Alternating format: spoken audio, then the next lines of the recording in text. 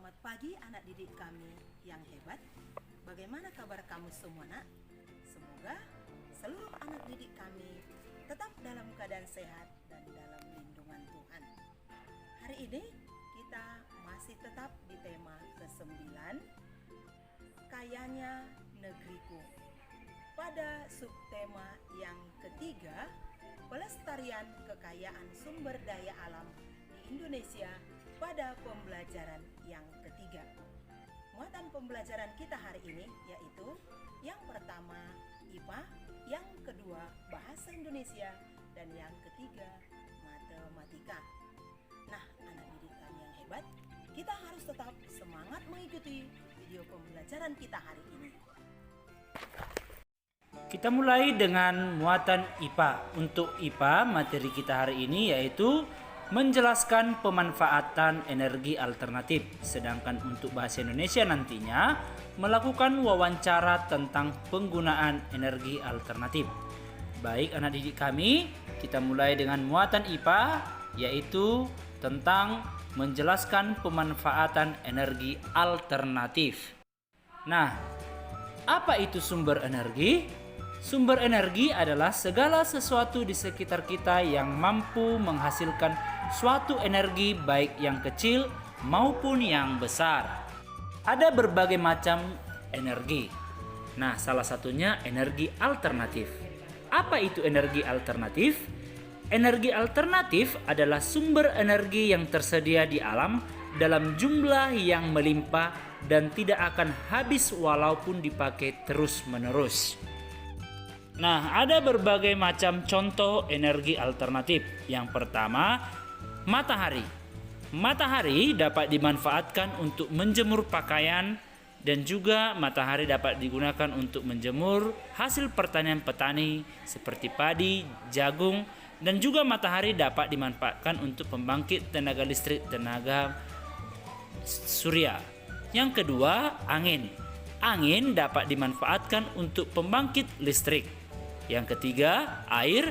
Air dapat dimanfaatkan dalam kehidupan sehari-hari. Contoh kecilnya dalam kehidupan sehari-hari, air dapat digunakan untuk pembangkit tenaga listrik tenaga air atau PLTA. Di samping itu, air juga banyak memiliki manfaat.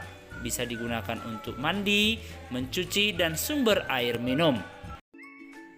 Nah, anak didik kami yang hebat, sekarang kita mulai dengan muatan bahasa Indonesia. Pokok bahasan kita yaitu wawancara tentang penggunaan energi alternatif. Nah, sekarang kita mau ingat kembali apa pengertian wawancara.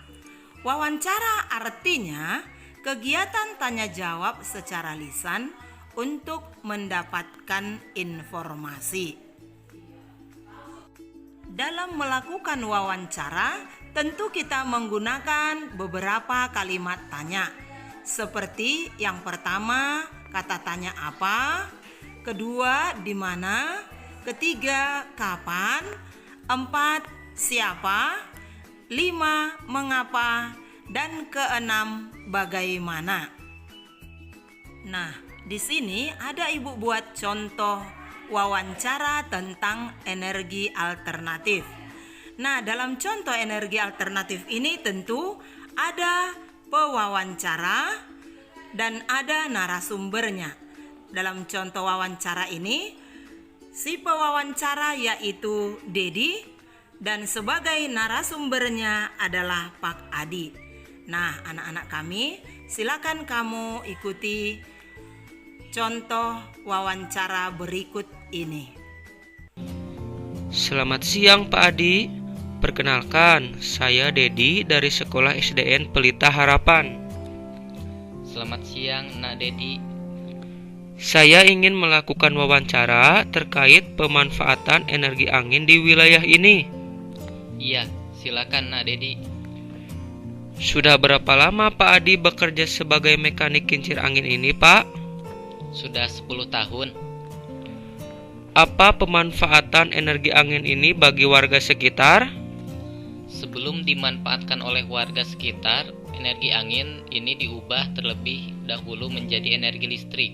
Biasanya warga memanfaatkannya untuk keperluan sehari-hari, misalnya untuk penerangan dan menyalakan alat-alat listrik rumah.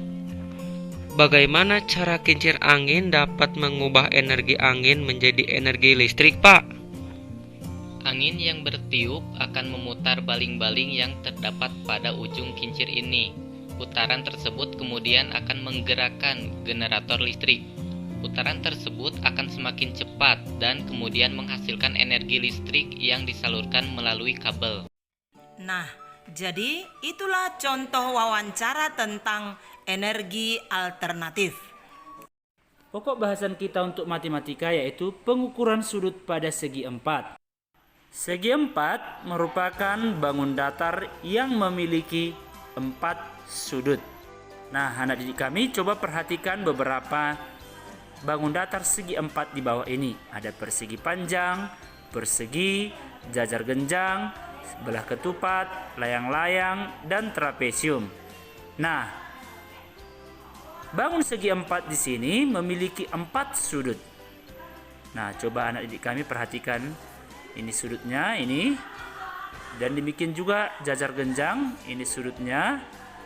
Yang ini, dan lain sebagainya. Nah, di sini ada sebuah bangun segi empat. Terdapat 4 sudutnya. Ada sudut A, sudut B, sudut C, dan sudut D. Nah, bangun segi empat ini kita akan coba pisahkan atau bagi menjadi 4 bagian seperti yang ada pada gambar berikut ini. Setelah kita pisah keempat sudutnya, maka hasilnya ada sudut A, kemudian sudut B, kemudian sudut C, dan sudut D. Nah, keempat sudut tersebut kita dekatkan atau kita gabungkan secara bersamaan. Nah, keempat sudut ini jika digabungkan secara bersamaan akan menghasilkan satu putaran penuh. Nah, satu putaran penuh itu jadi jumlah besar keempat sudut pada segi empat adalah 360 derajat. Nah, sekarang anak didik kami kita akan buktikan apakah benar bangun segi empat itu memiliki jumlah sudutnya 360 derajat. Di sini sudah ada bangun segi empat. Jumlah besar keempat sudut pada segi empat tersebut adalah, maka kita jumlahkan 110 derajat tambah 70 derajat tambah 110 derajat tambah 70 derajat. Maka kita cari hasilnya, jumlahnya 360 derajat. Jadi jumlah keempat sudut pada segi empat tersebut adalah 360 derajat. Ayo anak didik kami kita perhatikan bangun segi empat berikut ini. Setiap bangun segi empat pasti memiliki 4 sudutnya. Bisa kita contohkan sudut A, sudut B, sudut C, dan sudut D. Jadi jumlahnya 4 sudut. Nah, sekarang kita akan ukur sudut A ini menggunakan busur derajat. Nah, besar sudut A ini yaitu 90 derajat.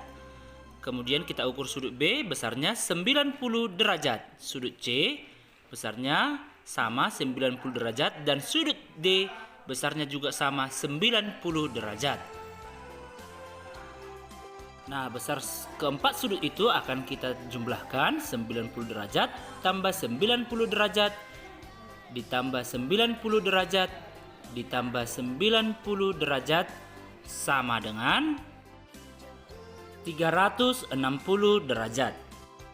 Jadi besar sudut bangun segi empat berikut ini yaitu 360 derajat. Nah, sekarang kita coba pada bangun segi empat yang lainnya. Nah, di sini ada bangun segi empat, ada sudut A, sudut B, sudut C, dan sudut D. Sudut A besarnya 60 derajat, sudut B 120 derajat, sudut C 60 derajat, dan sudut D 120 derajat. Nah, keempat sudut ini akan kita jumlahkan. 60 derajat ditambah 120 derajat ditambah 60 derajat ditambah 120 derajat. Nah, kita jumlahkan maka hasilnya 360 derajat. Maka jumlah besar atau sudut pada bangun segi 4 berikut yang tadi terakhir 360 derajat. Nah, kita coba bangun segi 4 yang lainnya. Di sini ada terdapat sebuah trapesium sama kaki. Terdapat 4 sudutnya. Sudut A besarnya 60 derajat, sudut B 60 derajat, sudut C 120 derajat, dan sudut D 120 derajat. Nah, keempat sudut tersebut itu kita jumlahkan besar sudutnya 60 derajat tambah 60 derajat ditambah 120 derajat ditambah 120 derajat, maka hasilnya sama dengan 360 derajat. Maka besar sudut trapesium ini seluruhnya 360 derajat. Nah, anak didik kami sekalian, berdasarkan pembuktian yang kita barusan coba, maka bisa kita simpulkan bahwa bangun segi 4 memiliki jumlah atau besar sudut yang sama, yaitu 360 derajat. Nah, sekarang kita akan mencari salah satu sudut yang belum diketahui dari bangun segi 4. Perhatikan gambar segi 4. Nah, perhatikan bangun segi 4 berikut ini. Di sini ada bangun segi 4 yang diketahui sudut A 95 derajat, sudut B 55 derajat, sudut D 115 derajat. Ditanyakan, berapakah jumlah sudut C? Maka cara menjawabnya perhatikan. Sudut C sama dengan 360 derajat dikurang sudut A tambah sudut B tambah sudut D.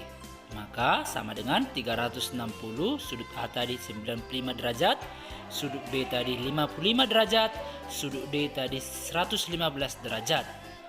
Maka sama dengan 360 dikurang, maka kita jumlahkan yang di atas 265 derajat. 360 kurang 265 derajat sama dengan 95 derajat. Jadi besar sudut C yaitu 95 derajat.